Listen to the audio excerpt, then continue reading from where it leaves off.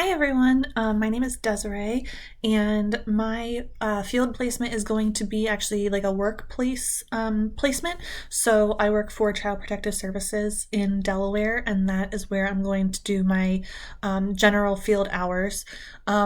I expect to be busy and to learn more than what my regular job function is. So, my regular job function includes doing investigations for serious injury cases and sex abuse cases.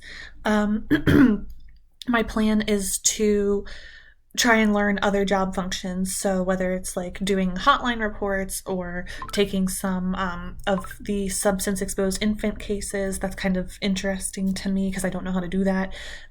So I am excited. I am concerned because this just seems like a lot of work, a lot of hours. So it's kind of overwhelming, but hopefully we all get through it.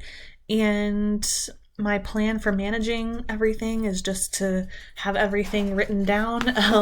I have a agenda book already with everything, and I'm going to try and stay on top of my hours as best as I can. So, good luck, and I work forward to working with all of you.